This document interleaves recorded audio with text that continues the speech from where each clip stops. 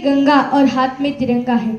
जो देश कभी सत्यम शिवम सुंदरम, कभी कभी वंदे मातरम और कभी पंजाब सिंध गुजरात मराठा द्राविड़ उत्कल बंगा है, मैं उस देश की नागरिक हूँ जो हर ठुकराए की शरण स्थली बन जाता है और 7 समंदर पार परदेशियों को भी अपने ब्रदर्स एंड सिस्टर्स कहकर बुलाता है।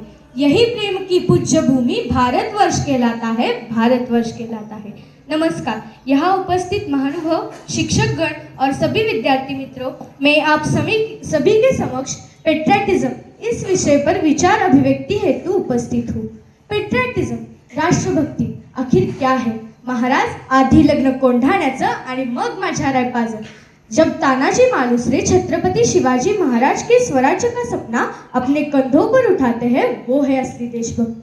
जब जमशेदजी टाटा देश में रोजगार के सृजन हेतु अपनी स्वयं की सारी संपत्ति समर्पित कर देते हैं, वो है असली देशभक्त। ये देशभक्ति कोई बहुत बड़ी संज्ञा नहीं है। देशभक्ति तो सिर्फ नेशन फर्स्ट सेल्फ लास्ट, ये एक भावना है। हमारे भारत में कितनी प्रगति हो रही है, मुझे इस बात पर तो कोई आशंका ही नहीं है कि हम सब देशभक्त हैं या नहीं। हम सब देशभक्त हैं, पर हम सभी को हमारे देश प्रेम को, देशभक्ति को देश शक्ति में परावर्तित करने की आवश्यकता है, क्योंकि हमारी यही देश शक्ति हमें राष्ट्रोत्थान की तरफ ले जा सकती है। इसीलिए उठो जवान देश के वसुंधरा पुकारती, उठो जवान देश के वसुंधरा पुकारती, ये देश है पुकारता पुकारती माँ भारती। हम सब सिर्फ 15 अगस्त 26 जनवरी को ही हमारी देशभक्ति जागृत करते हैं, पर हमें हर घड़ी हर समय अपना कर्तव्य निभाना जरूरी है। जैसे कि तकनीक जानने वाला युवा अब्दुल कलाम बने, IIT NIT से पढ़ने वाला छात्र नासा के लिए नहीं बल्कि इसरो के लिए काम करे। हम सब क्रिकेट, हॉकी, फुटबॉल, कबड्डी खेले तो वो भारत के लिए खेले। यदि कोई हेमा दास दौड़ के नारी सशक्तिकरण का उदाहरण देती हुई स्वर्ण जीते तो वो भारत के लिए ही जीते।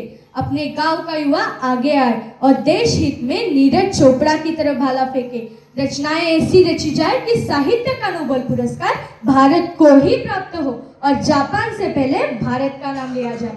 पर्यावरण संरक्षण के साथ अतिथि देवो भव की भावना जागृत करना आवश्यक है।